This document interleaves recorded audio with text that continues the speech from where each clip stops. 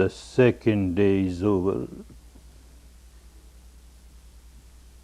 You have now 8 more left to work. To work diligently, ardently. Second day, slightly better than the first day. Slightly better. The difficulties are still there. What a wandering mind, a fleeting mind, a flickering mind, so unstable, so infirm, so agitated, no peace, no tranquility, so wild, like a wild animal, a monkey mind, grasping one branch after the other, one branch after the other, one object after the other, one object after the other, highly agitated, certainly very wild, like a wild bull, a wild elephant. When it comes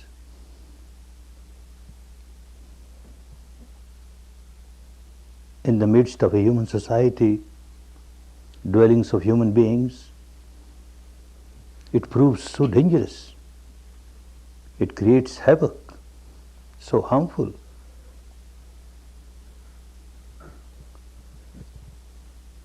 But an experienced person, a wise person, trains this wild elephant, the wild bull, tames this wild elephant, the wild bull, working very patiently and persistently. And once this wild animal is tamed, trained, all its enormous strength come to serve the human society. It starts serving the human society. Its strength was a great danger to the human society, and now this very strength turns into a great service to the human society. Similarly, this wild mind, so long as it remains untrained, untamed, very dangerous, very harmful. And if we somehow train it, tame it, its enormous strength starts helping us. And the strength of the mind, no comparison with the strength of a wild elephant. Many more times it is stronger, more powerful. No one can harm us more than our own wild mind. And no one can help us more than our own trained mind, tamed mind, disciplined mind. But as it requires a lot of patience to train a wild elephant, one who is experienced in training the wild elephant or wild bull does not get irritated, does not develop anger or hatred towards this wild animal. Very patiently.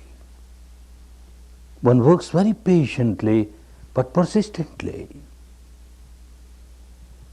Similarly, you have to deal with your wild mind very patiently.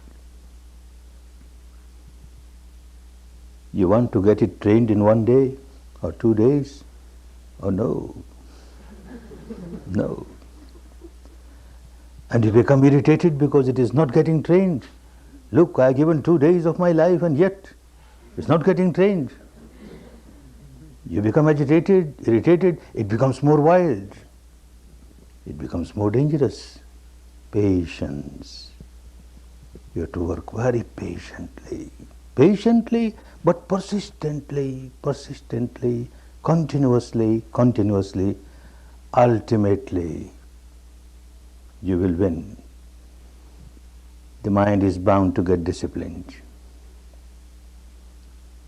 But you have to work. No one else can work for you. You have to fight out your own battle. You have to work out your own salvation, your own liberation.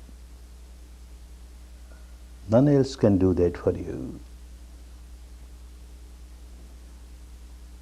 Someone who has been successful in controlling the mind, someone who has become successful in purifying the mind, someone who has become liberated, enlightened, with all the compassion and love, this person will show the path. But you have to walk on the path. You have to take every step on the path yourself. Step by step, you have to reach the final goal. Nobody will take you on his shoulder to the final goal. Nobody can take anyone else on the shoulder and reach the final goal. Impossible. Each individual has to work. Of course, when you start taking steps on the path of Dhamma, the path of liberation, the path of enlightenment, the law of nature is such. The universal law of nature is such that you get tuned up with the good vibrations of saintly people, good vibrations of Dhamma, and you get all the inspiration and the strength. You start getting so much support. I know it with my own personal experience. And also the experience of so many students. You will get support. You call it grace, you call it mercy, you call whatever you like. You will get support. But still, every step you have to take on the path. You have to take every step on the path. An incident in the life of Gautama the Buddha. At that time he was dwelling in a big meditation center in the city of Shravasti, capital of the state of Kosala. Large number of monks and nuns will come and learn vipassana from him. Large number of householders, men, women will come and learn this technique from him, get benefited. Someone who used to come only in these evening discourses but never practiced, he came one day little earlier when Buddha was alone, came to him, paid respect, and said, "Sir, one question keeps on bothering me, and I hesitate to ask you when there are so many people around. Now that you are alone, permit me to ask the question." "Oh, go ahead. There should not be any confusion in your mind so far as Dhamma is concerned. Go ahead." And he said, "Sir, I am coming here for a number of years. I understand what you teach. It is good. But I examine the people who come here to learn. I have noticed that some of them have really become fully liberated, fully enlightened. It is quite clear with their behavior, with their lifestyle, with their dealings with these people, situations. It's very clear they are liberated people. And quite a few are not fully liberated, and yet a big change has come in their life. I notice it.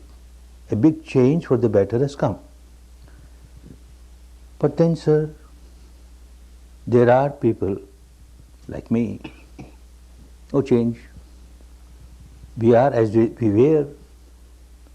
My question is, sir, you are so powerful, you are so compassionate. Somebody coming to you, taking refuge in you. Why don't you use all your power and your compassion to liberate us? Why somebody remains unliberated or half liberated? Please, sir, this question bothers me. Buddha smiled. This is what he kept on teaching, but people do not want to understand. What can he do? So he explained. And his way of explanation was always different according to the caliber of the mind of the student who has come. At times he will answer by counter-questioning. So in this case also, he started counter-questioning. Hey, from where are you? Sir, I am from Shravasti, this city, the capital of Koshala. Oh, no. Your facial features say that you are not from this country. You are from some other state and you have come and settled down here. Oh, yes, sir, you are quite correct. Actually, I belong to Magadha, Rajgiri. I come and settled down here last few years. Good. Having come and settled down here, have you severed all relations with Rajgiri, with Magadha? You don't go there anymore? Oh no, sir, I keep going there. I still have my relatives there, I have my friends there, I have my business there. I keep going there. Every year I go many times to Rajgiri and come back. I say, you keep going from here to Rajgiri. So certainly you must be knowing very well the path from here to Rajgiri, because you have walked over the path so many times. Yes, sir, I know the path so well. Now tell me, having settled down in this part of the country, you must have made many friends. And out of these many friends, some have become very intimate to you, isn't it? Yes, sir, some have become very intimate. Those who are very intimate, they certainly should be knowing that you don't belong to this part, you are actually from Magad, from Rajgiri, and you have come and settled down here. And they also must be knowing that you keep going to Rajgiri and coming back every year so many times. Yes, sir. Then these people know that you know the path from here to Rajgiri very well. Yes, sir. Some of them must be asking you, how about this path? What kind of path? Do you keep it a top secret or you explain? What top secret, sir? I explain them very clearly. You start from here, from Shravasti, start moving eastwards, and you move this way, that way, you turn this way, that way, and you will reach Varanasi. And then you keep moving this way, that way, turn here, there, you will reach Gaya. And then you keep moving this, and you will reach Rajgiri. I explain the whole path very clearly, very clearly. That means everyone to whom you have explained the path must have reached Rajgiri. How is that possible, sir? If someone has not walked on the path, how will he reach Rajgiri? Young man, this is what I keep on telling every day. People come to me, understanding very well that this is a person who is fully liberated. He has reached the final goal. He knows the path from here to the final goal. They come to me. They ask me what is the path. Why I keep it as a top secret? I explain them very clearly. This is how you walk, this is how you walk, and you will get this station, and you keep walking, and you will reach the final goal. Someone just listens and says sadhu, sadhu, sadhu, and bows down 3 times, but won't take a single step on the path. How will this person reach the goal? What can I do? I have shown the path. My job is done. Somebody has started taking steps on the path. Someone has taken just 1 step on the path. This person is 1 step nearer the goal. Someone has taken 100 steps on the path. This person is 100 steps nearer the goal. Someone has taken all the steps on the path, has reached the goal. Each individual has to take steps on the path. No one else can do that. No one else. If I am thirsty and someone else drinks water, my thirst will not get quenched. For quenching my thirst, I must drink water. If I am sick and someone else takes medicine, my sickness will not get cured. I have to take medicine myself. So simple, and yet we don't want to work. And we just expect some other supernatural power to be very kind, to do something for us. It doesn't work. Doesn't work. Each individual has to work out one's own salvation. Each individual has to take every step on the path. And he explains in his own words, the Pali, the language that he spoke, the language of India of those days. Tumme hikki changayatapang akkataru tathagata akkataru tathagata tumme hikki changayatapang. You have to work diligently, ardently for your liberation. Someone who has become Tathagat, that means one has become liberated. The literal meaning Tathagat, one who has reached the final goal of ultimate truth, the eternal truth. One who has reached that goal will very compassionately point out to you the path. This is the path. Akkha taru. He will just point out, this is the path. Akkha taru tathagata. Everyone who has reached that goal will only point out the path. But each individual has to walk on the path. Each individual has to work out one's own salvation.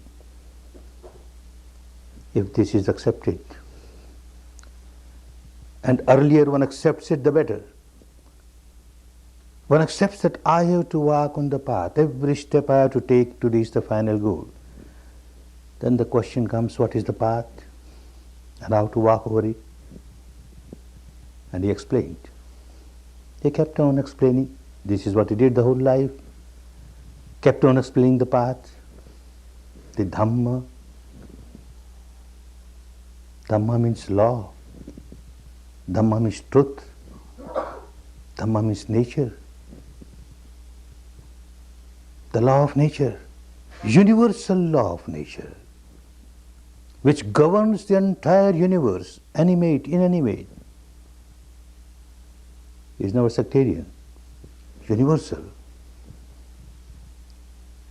One has to understand what is this law, what is this nature. One has to understand that if I break the law, I get punished, then and there. If I live a life in line with the law, in accordance to the law, I start getting rewarded. I start moving towards the final goal of liberation. And this is the path. Someone came to him and asked him, sir, in few words, few simple words, tell me what is the path. I can't understand high philosophies and all that. And Buddha smiled. Dhamma is not for high philosophies. It is for people to practice. So they must understand what it is. If they don't understand and simply play intellectual game with it, it doesn't help. Dhamma is always explained in very simple words. All right, I will again explain you. And he explained in few words, again in his own words, in the language that he spoke in those days. Sabba papasaya karanam kusalasaya upasampada sacheta pariyudapanam etang buddhana sasanam. Etang Buddhana Sasanam. Sasanam is the teaching. Buddhana, all the Buddhas. This is the teaching of All the Buddhas, they never said this is my teaching. Buddha is not a name of somebody. Buddha means an enlightened person, a liberated person.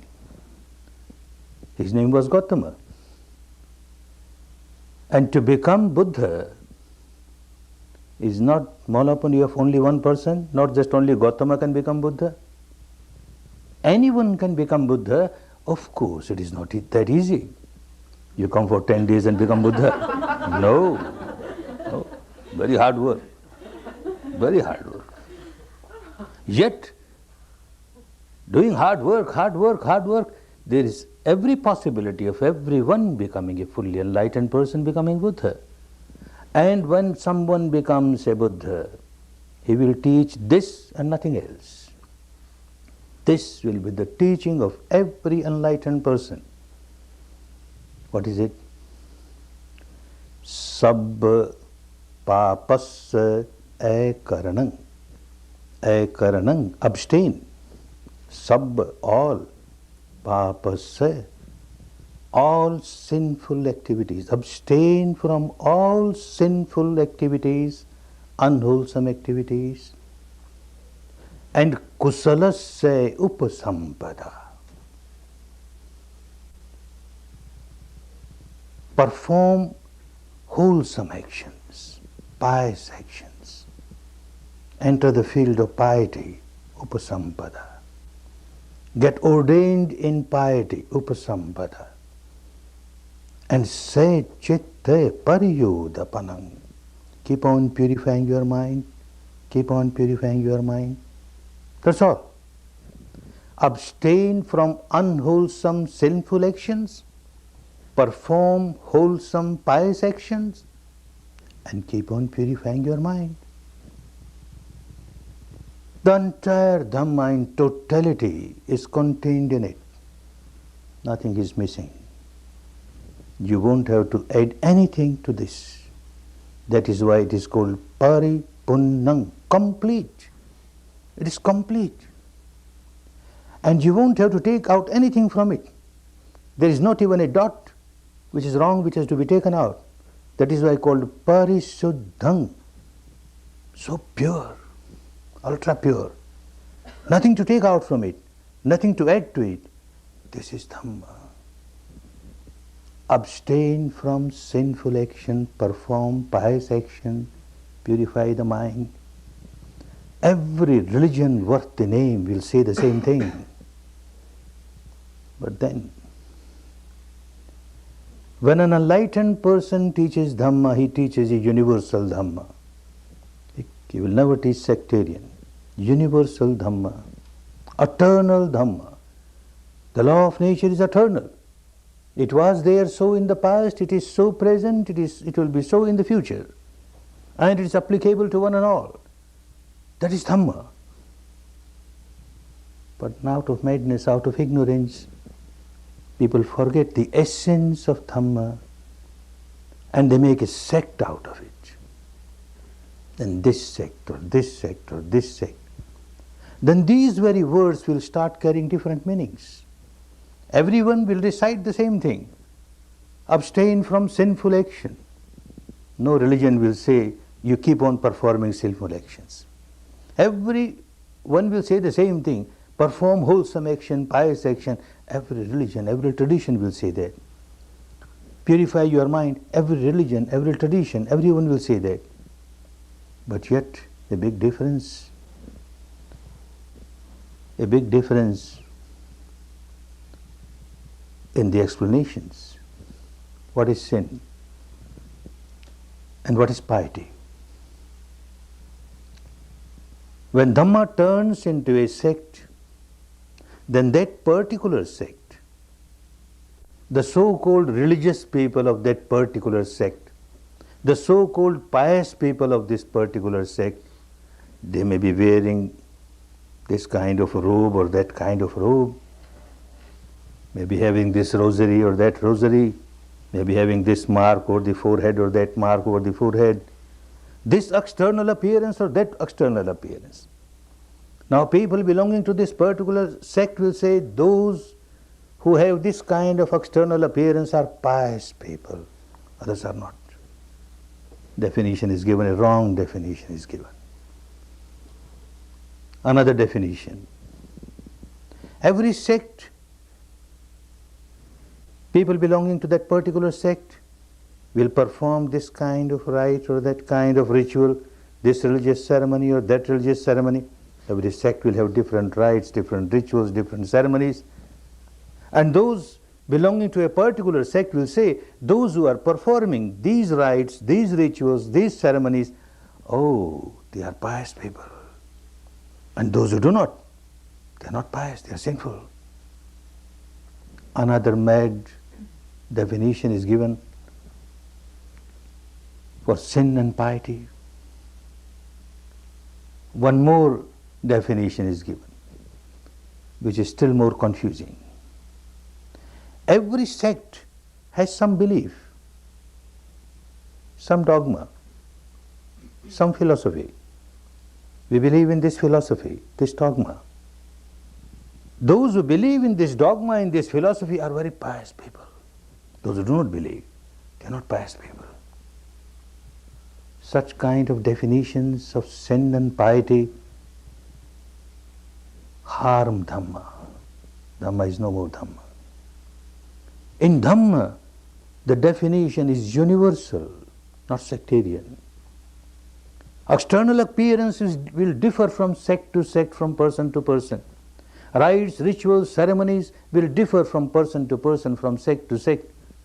A philosophical belief may differ from person to person, from sect to sect. But the definition of Dhamma cannot differ. It is universal and it is eternal. What is sin?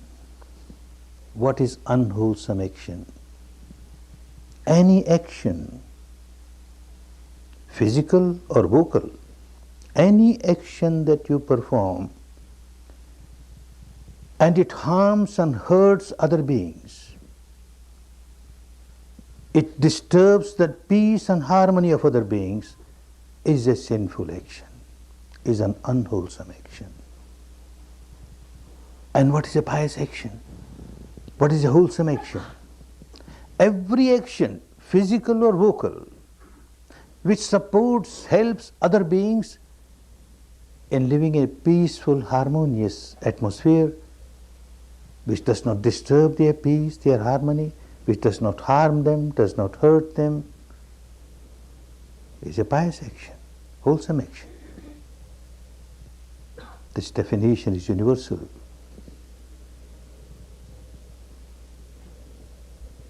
As one keeps going deeper in Dhamma, at the experiential level, it becomes so clear that this is in line with the law of nature, in line with the law of nature.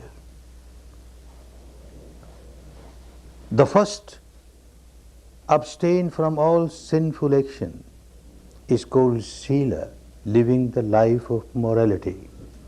Don't perform any action, physical or vocal, which will harm other beings. Live a moral life. Perform wholesome actions. And the most wholesome action is to be master of your mind. Never remain slave of your mind. Learn how to concentrate your mind, one-pointedness, with the base of wholesomeness, without having anything against anybody, anger or hatred or ill will. This is the most wholesome action. This becomes very clear as one starts taking steps on the path. The teaching is so universal, so universal.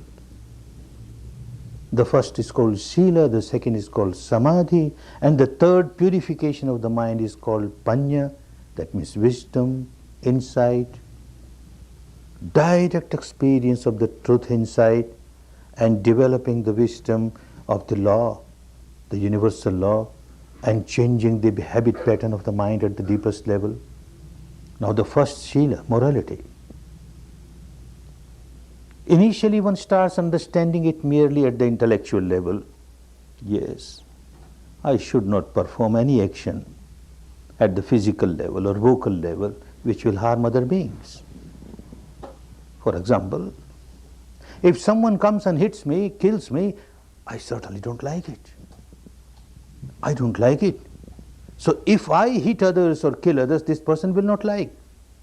So I should not do anything which I don't want others to do for me. I should not kill. This will hurt others, harm others. If someone steals away, robs away certain thing which belongs to me and which is very dear to me, I don't like it. I feel hurt. Therefore, I should not steal anything belonging to somebody else. This will hurt this person. I should not do it. Someone rapes or has sexual misconduct with a member of my family. I don't like it. I get hurt. Similarly, I should not do the same thing. Others will get hurt. Someone speaks lies and tries to deceive me. I don't like it. I should not speak lie and try to deceive others. Someone speaks harsh words and I don't like. I should not speak harsh words to others. They won't like it.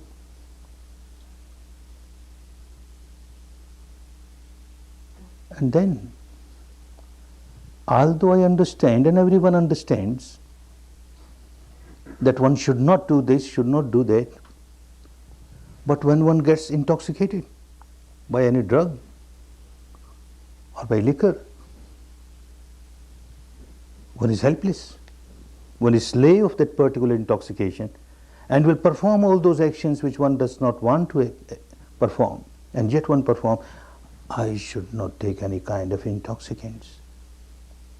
This is what one understands at the surface level of the mind, at the intellectual level of the mind. Again one starts understanding, again at little deeper level, but again at the intellectual level. A human being is a social being.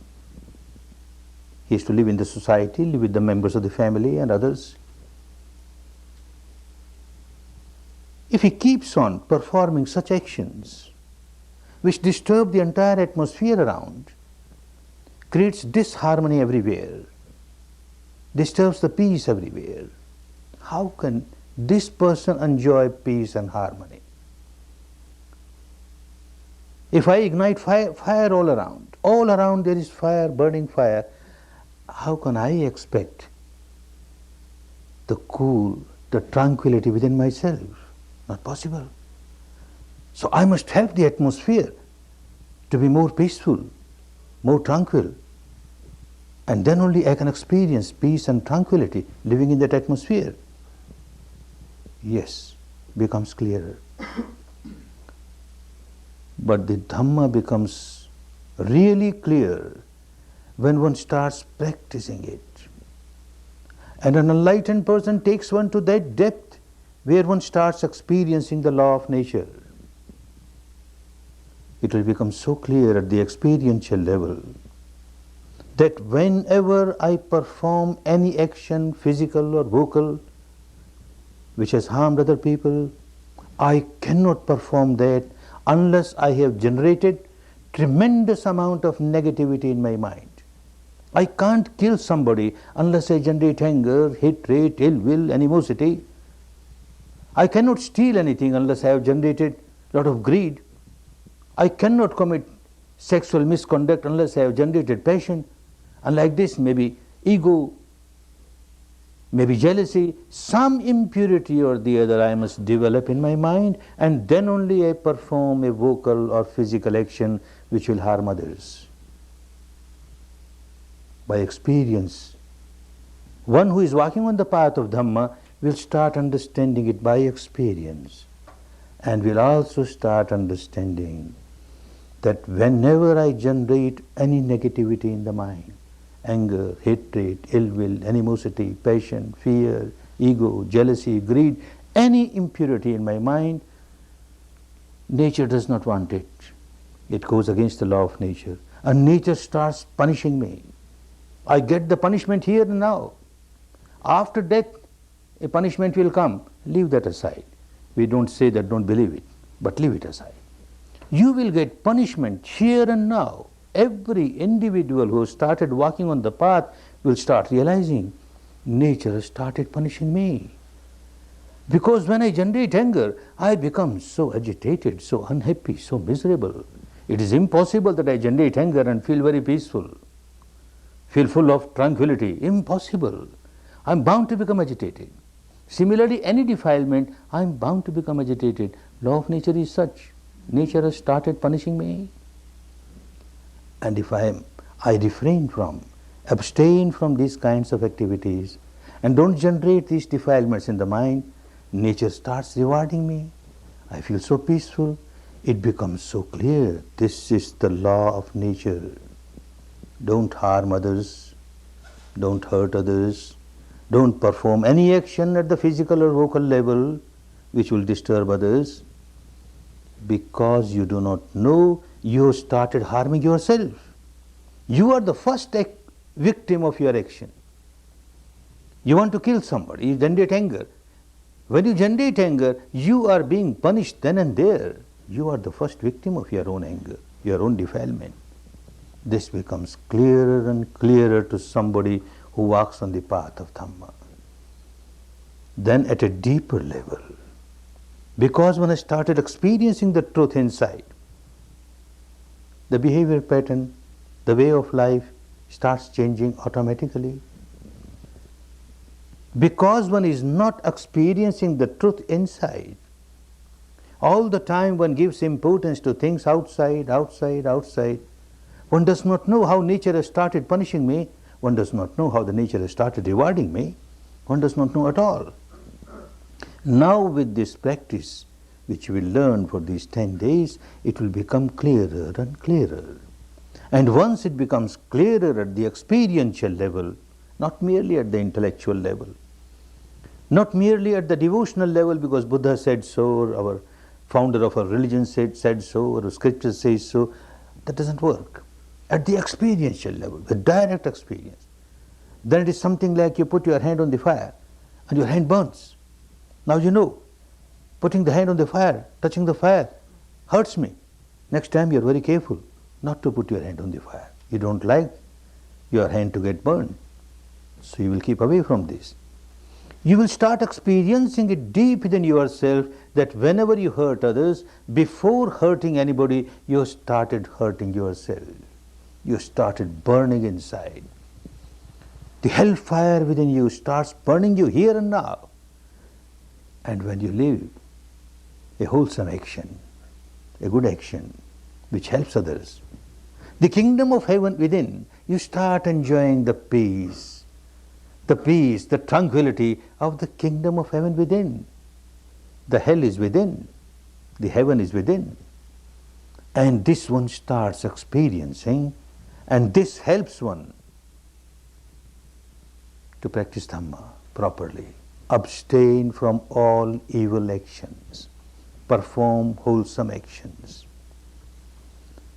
The path is explained in detail, how you will walk on the path step by step. The whole path is called, in the language of those days, Aryo Athangiko Maggo. Maggo means path. Aryo, noble path. Noble path in the sense that anyone who walks on the path is bound to become a noble person. He may belong to this country or that country, this community or that community, this color or that color, this gender or that gender, makes no difference. Anyone who walks on the path is bound to become a noble person, a saintly person, a good-hearted person, a pure-hearted person. That is why it is called noble path. Eightfold noble path. Now this is divided in 3 divisions: Shila, Samadhi, Panya. Shila, morality. Don't perform any action at the physical or vocal level which will harm others. Three parts of the path come in this morality: Shila, Samma Vacha, Samma Kammanta, Samma Ajiva. The word Samma means right, right. Samma Vacha, the speech must be right, wholesome. How can you know what is wholesome, what is unwholesome? If you know what is unwholesome and you abstain from it, what remains is wholesome. What is unwholesome, so far as speech is concerned, your vocal action is concerned,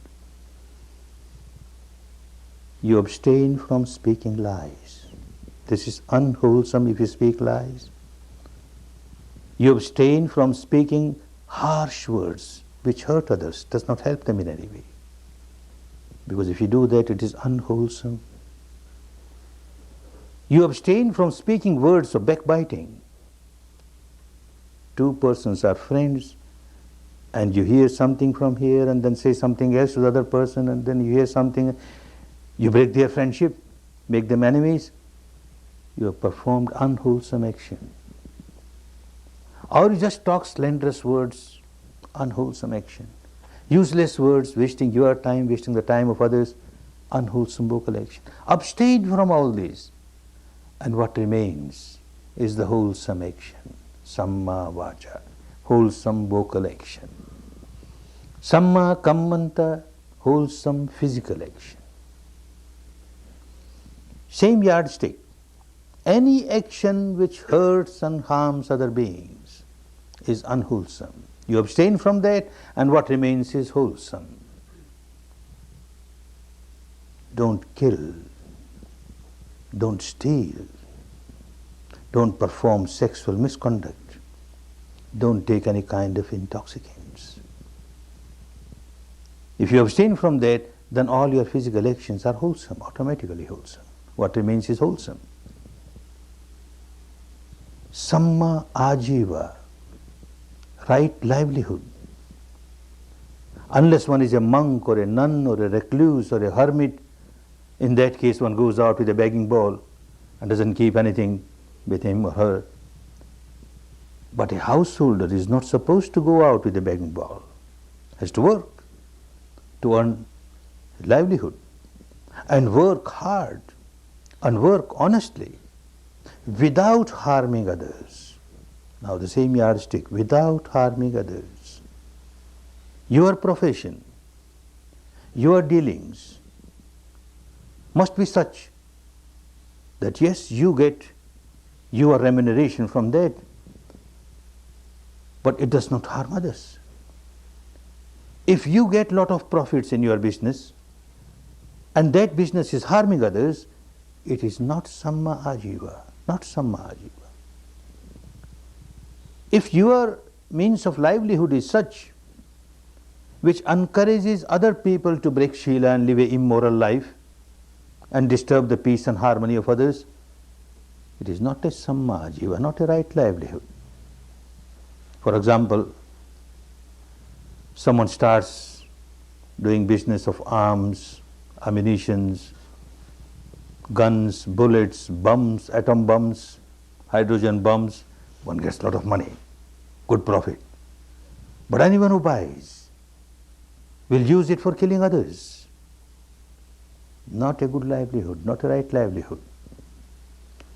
Someone says, I don't kill. Yes, you don't kill. But you help others to kill. You are encouraging others to kill. Not right livelihood. Someone deals in flesh or meat,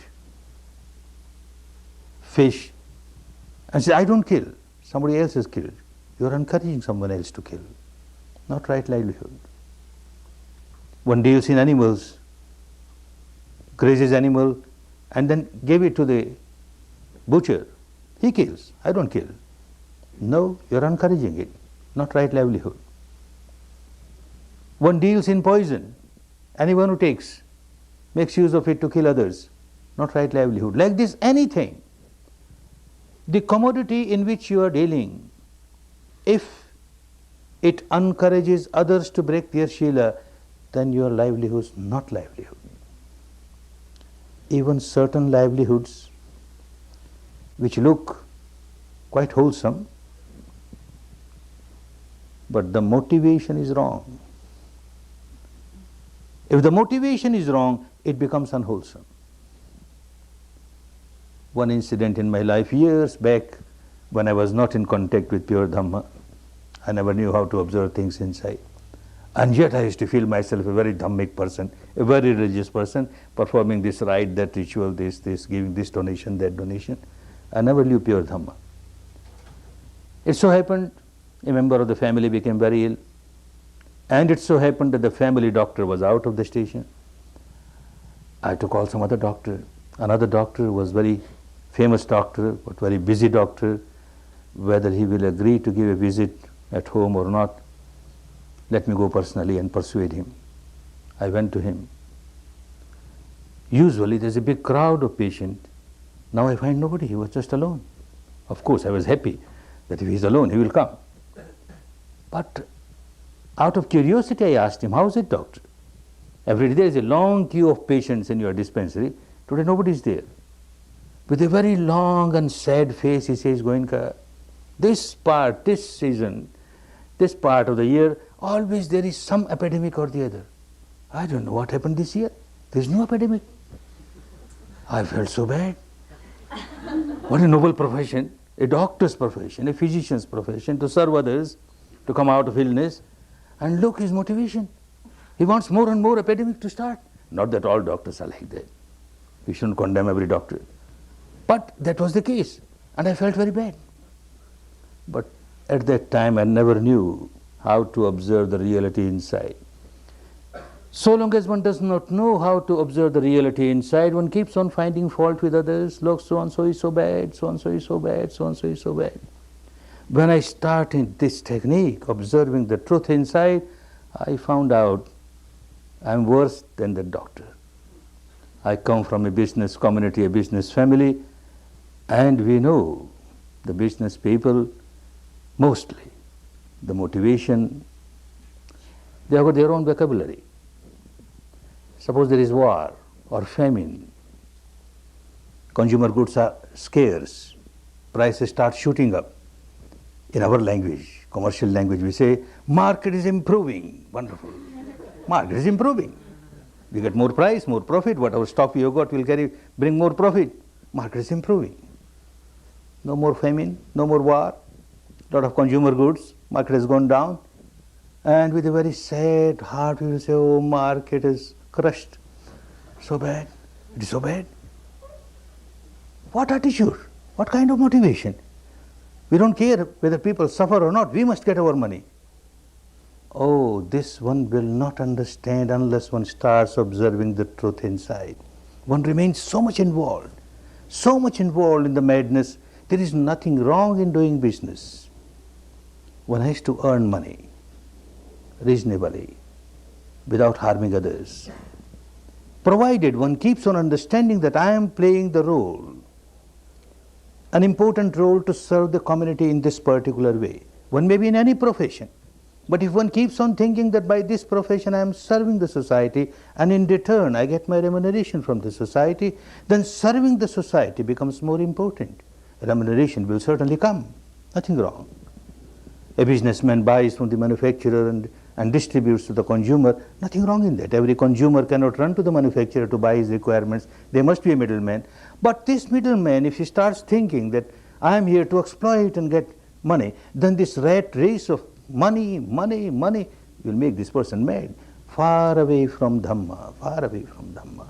Samma Ajiva wants you to have a good volition, good motivation to earn money without harming others. Serving people, a member of the society parts his or her own role to serve the society in the capacity that one can. All these three, Samma Vacha, Samma Kammanta, Samma Ajiva, right speech, right physical actions and right livelihood, they all come in the first part of Dhamma, Shila, morality. If the teacher of Dhamma had only taught this, then he was not an enlightened person. Enlightened person will teach the totality of Dhamma. This is only partial Dhamma. Just to teach people and tell them, oh, you people of the world, you should not do this, you should not do this, you should not do this, should do this, you should do this, you should do this. People will hear from this ear and it will go out of the other ear. It won't have any effect. Because one knows very well that I should not do this, I should not do this, and yet one keeps on doing the same thing. A drunkard knows very well that it is not good for me. I must come out of this addiction. It is so bad. A gambler knows very well, I should not do this. And yet when the time comes, he forgets everything. He drinks, he gambles. Why? Because he has no control over the mind. He has no mastery over the mind. He is slave of his own mind. He is slave of his own behavior pattern deep inside. Dhamma is not complete just to give sermons like this. Just to talk of Sila doesn't help. So the next step, samadhi, mastery over the mind. You have to learn how to become master of your own mind. You have to learn how to concentrate your mind and concentrate your mind with the wholesome base. Kusala chittasya ekaggata, the concentration of mind with the base of purity. This is samadhi. Another three parts of Dhamma come under this division of samadhi. Samma vayamo, samma sati, samma samadhi, samma vayamo. Right type of efforts, right type of exercises. You have to take some exercises. When your body is weak, when your body is sick, unhealthy, so weak that you can't take even few steps, you keep on dangling here, dangling there. Somebody will ask you, advise you, take this exercise, make your muscles strong, make your body strong. Similarly, when the mind becomes weak, and all of you have noticed 2 days, working 2 days, what a sick mind you are carrying. What a weak mind you are carrying. Dangling here, dangling there. So infirm, so unstable, you have to do some exercises to make it stable, firm, strong, healthy, sound. Any exercise which makes your mind healthy is a good exercise. This is samma vayamo. There are 4 exercises. In Dhamma, every exercise is examine yourself. First exercise, examine yourself. Oh, even at the surface level of the mind, at present I have got this voice, that voice, this voice, this voice. Get rid of them. Get rid of the voices which are there. First good exercise. Second exercise, again examine your mind. My mind does not carry this particular voice or this particular voice. Close all the doors of your mind. Whatever impurity is not there, don't allow it to come. Second good exercise. Third good exercise, again examine your mind. My mind has this particular virtue, that particular virtue. Don't develop ego because of that. Don't develop proud because of that. This virtue is there. This is the reality. Now I must see that I preserve it, I maintain it, and I multiply it. Again examine your mind. And you find that you don't have this particular virtue or that particular virtue. Open all the gates of your mind. Welcome. This virtue which is not here should come in. Should come in. These are the 4 healthy exercises to make the mind healthy, strong. This is what you started doing indirectly. And the next, samma sati, awareness. Right type of awareness. What is right type of awareness? The awareness of the reality of this moment pertaining to your own physical and mental structure is the right type of awareness. Awareness cannot be of the past. The word sati has got 2 meanings. One meaning is a memory which has nothing to do with this part of Dhamma. A memory is of the past. You keep on thinking of the past. This is not samma sati, this is not right awareness. Awareness cannot be of the future. You will be just thinking, you will be just imagining. You'll be just dreaming. Doesn't help. Awareness is real when you are with the awareness of the reality of this moment as it has manifested itself from moment to moment, from moment to moment.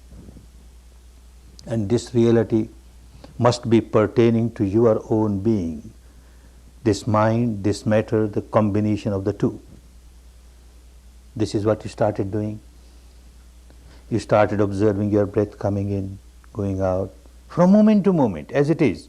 If it is deep, it is deep. If it is shallow, it is shallow. If it passes through left nostril, right nostril, both the nostrils, just the reality as it is, as it is. Of course, for a new student, you are permitted, when you can't feel the breath which has become very subtle, then you are permitted to take a few intentional breathings, conscious breathings, slightly hard breathings, but just a few. And you are again to come to the natural breath, normal breath, so that you make your capability, you develop your faculty to feel the subtlest breath very clearly, the softest breath very clearly. Then you are with the reality as it is, not as you want it to be, but as it is, and that is called yatha bhuta, as it is, from moment to moment as it is. You have been doing that. And another thing, the whole path takes you from very gross, intensified, solidified, apparent reality, because that is what you experience initially, and then you move towards subtler reality. Explore the entire field of this material structure, from the grossest reality to the subtlest reality. Explore the entire field of the mental structure, the mind and the mental contents, from the grossest reality, surface level, and then subtlest reality. In the language of those days, he said, Olariko, from Olariko to Sukhuma. Every step must be towards Sukhuma. Subtlety. You cross the entire field of subtlety of mind and matter, then you experience something which is beyond mind and matter. The entire field of mind and matter, you will notice, is a field where things arise, pass. Some change is taking place. There is a constant flux, a constant flow going on. But when you cross this field, nothing arises, nothing passes. This is something, the eternal, ultimate truth, you can't imagine. On the path of Dhamma, nothing should be imagined. And nothing should be accepted because a Buddha said so, or because your teacher says so. You have to experience it. And that experience will make you a totally changed person. Experience of that ultimate truth, even for a few seconds, turns one into a saintly person, naturally. And the entire path, as you are moving from the gross reality towards the subtler, is a process of purification, and you will understand as you proceed further on the path. So one thing clear, that you are moving from the gross reality towards the subtle reality. But understand, you can't create subtle reality. You have to leave it to the Dhamma. You have to leave it to the nature. And nature will keep on working. So for you, whatever manifests itself, you are just aware of it. Initially, you have to take few hard breaths, and you are aware of it. Then naturally the breath becomes subtler and subtler, softer and softer, finer and finer. You are aware of it. Now, today, whole day, you are aware of the touch of the breath within this limited area. You have chosen a small area. The Buddha wanted us to work with the small area because smaller the area, the subtler the mind is bound to become. More sensitive the mind is bound to become. Now small area, tomorrow, day after tomorrow you will have still smaller area. Now you work on the triangular area. Within this triangular area, whole day you are working the touch of the breath, anywhere on the inner walls of the nostrils, touch of the breath, anywhere on the outer rings of the nostrils, touch of the breath, anywhere on the area below the nostrils, above the upper lip, touch of the breath. Now tonight and tomorrow whole day, you will experience something subtler than that. As this touch was there all the time, but you never cared to be aware of it because you never practiced. Now by practicing, you made your mind sharper to feel this touch. Similarly, there are subtler things which are there all the time, but you never care to be aware of it. Now this technique will help you, and you will start feeling one thing, one reality, which will become very clear, very evident. You will notice that the breath that went in, and when it came out slightly warmer. The temperature of the incoming breath and the outgoing breath differs. The outgoing breath is slightly warmer. This is truth, but you never care to be aware of it. And it is just natural. The temperature of the outside atmosphere is lower than the temperature inside the body. So this breath from the outside atmosphere going in your body comes in contact with the warmer temperature there and comes out slightly warmer. You will notice that the outgoing breath is slightly warmer than the incoming breath. And then very soon, you will start experiencing something more. Something, some reality which has nothing to do with the breath. You use the breath to move towards the subtler reality. Now, even without using the breath, what is happening? You have been working on this small area, this triangular area. By tonight, by tomorrow, you will start experiencing some biochemical reaction taking place here, some electromagnetic reaction which is taking place throughout the body. Throughout the physical structure, every moment there is some biochemical reaction or the other, some electromagnetic reaction or the other, and because of that, some sensation or the other. Throughout the body, wherever there is life, there is bound to be a sensation. Now in this area, you will start feeling some sensation. Not necessarily this particular sensation or that particular sensation. Any sensation that crops up. Maybe heat. You start feeling heat in this area. Within this area only. Heat, it can be body heat, it can be atmospheric heat. Heat, you just observe. There is heat at this moment, there is heat, that's all. Maybe cold, maybe perspiration, just observe, do nothing. Maybe an itching sensation, again just observe, an itching sensation. Don't react to it. An itching sensation, and you start reacting, you started rubbing it or scratching it, then it is not sammasati. Sammasati is just observe, do nothing. Observe the reality which has manifested itself, and itching has started. Let me see how long it lasts. It becomes stronger, stronger, stronger, but ultimately passes away. No itching is eternal. It is not going to stay forever. Let me see how long it lasts. Any sensation, not going to last forever. It arises, sooner or later passes away. It arises, sooner or later passes away. And you are just a silent witness of things that are happening. Maybe itching, maybe a ticklish sensation, at times maybe a prickling sensation, at times maybe a throbbing sensation, a pulsing sensation, maybe a sensation of lightness, maybe a sensation of heaviness, maybe pressure, maybe tension, maybe strain, maybe even pain, maybe a sensation of expansion, contraction, maybe a sensation of numbness, maybe a sensation of dryness, maybe a sensation of moisture, anything. You can't choose sensations. It's a choiceless observation. Let the nature play its own role. Let Dhamma play its own role. From moment to moment, whatever manifests itself, this is the reality of this moment, and your job is just to accept it and observe it, without reacting to it. Just observe, just observe, just observe. Don't look for something which is not there. Otherwise you will get lost. Whatever comes up there, you accept it and observe it. Quite possible that you may feel a sensation which you cannot name or label. Not necessary to name or label. Even the sensations that you can name or label should not be named or labeled. No, something is happening and you are just observing it objectively without reacting to it. Our purpose is served.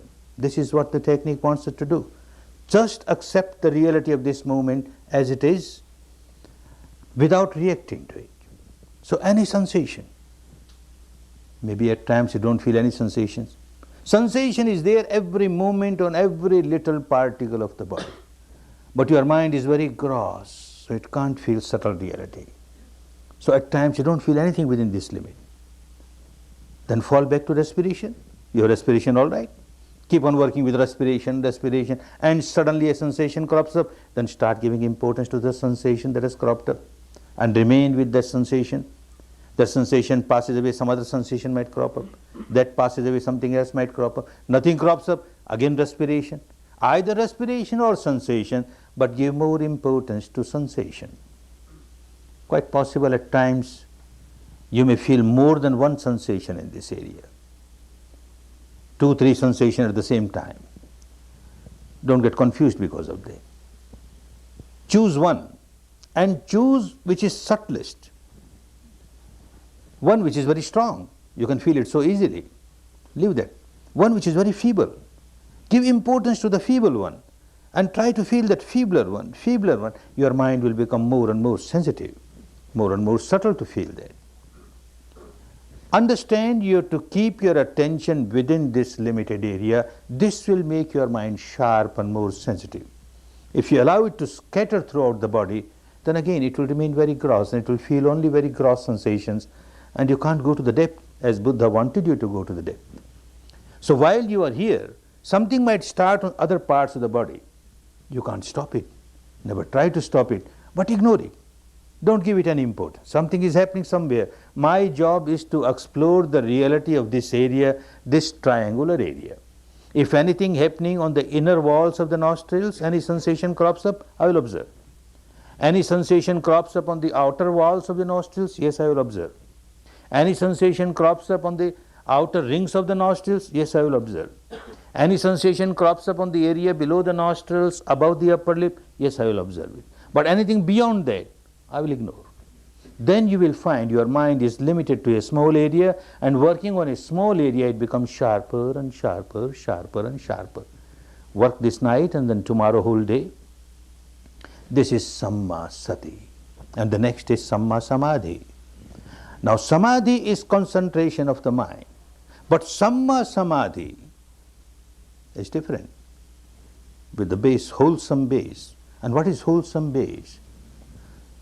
Free from moha.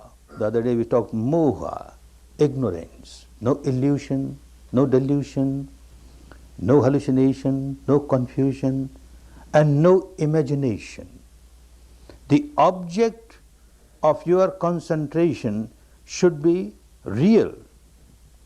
Whatever you are practicing as Samma Sati, awareness of the reality of this moment that you are experiencing within this limited area. Now this reality and your awareness of this reality, this moment, next moment again you are aware of the reality, next moment again you are aware of the reality, like this from moment to moment, from moment to moment, from moment to moment, without any disturbance. If you keep on observing the reality from moment to moment, this may change, this sensation or that sensation, but you are within this area, and the reality that is manifesting here from moment to moment, from moment to moment, how long you continue to be aware without any interruption, that much is your samadhi stronger and stronger, and it is Samma, right, because you are with the reality that you experience. No imagination is involved.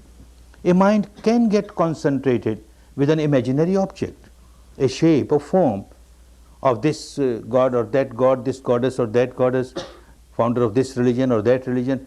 You can imagine the shape or form of this face of this person, keep on repeating it, this imagination mentally your mind gets concentrated. Or you keep on working with the word, keep on repeating it, verbalization, mind gets concentrated. This is not the natural reality. You see, the Shila that you practiced is to take you to the second step of Samadhi. And the Samadhi that you are practicing is to take you to the third step of Panya. It is all progressive, moving towards the final goal.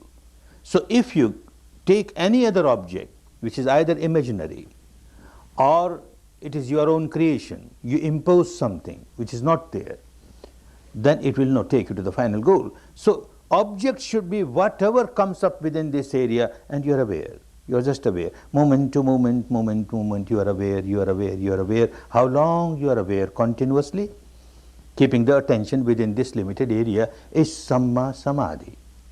Otherwise, mind can get concentrated with, as I said, ignorance, these imaginary objects, or with the base of greed, raga, or with the base of aversion, dosha. You would have seen a hunter fully concentrated on his double barrel gun, a prey coming and he will shoot and kill.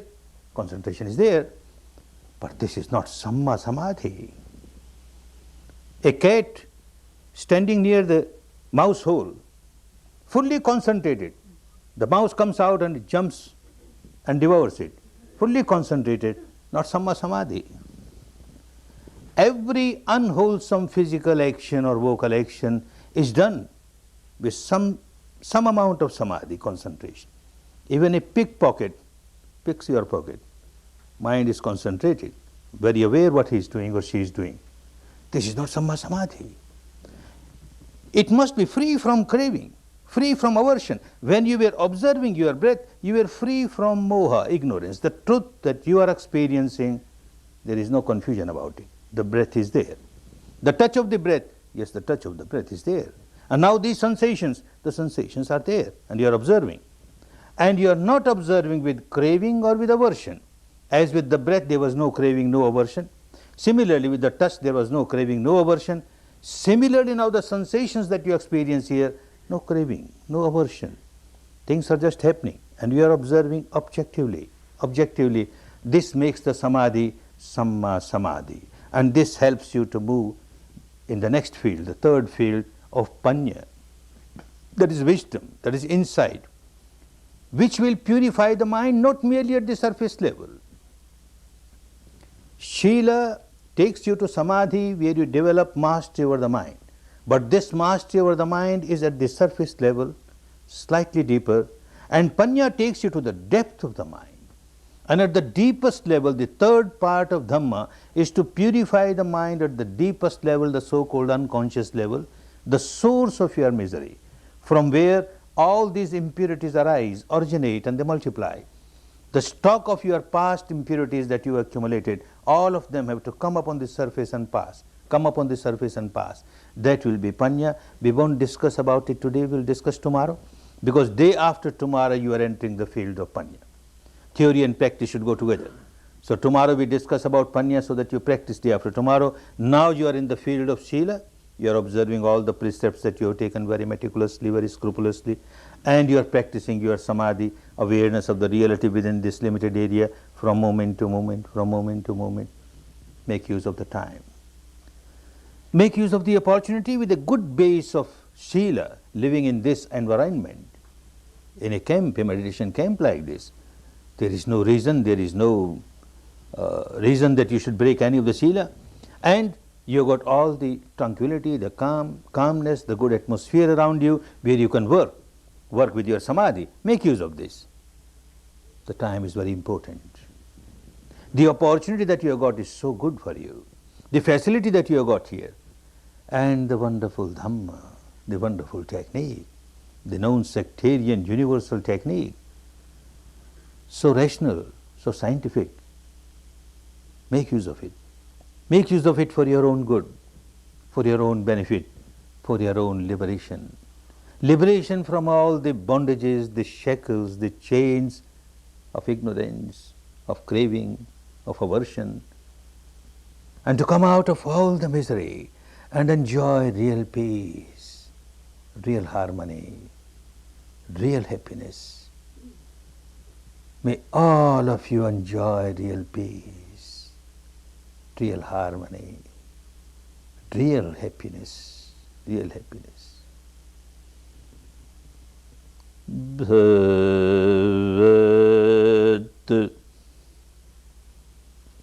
Sarva Mangalang Bhavat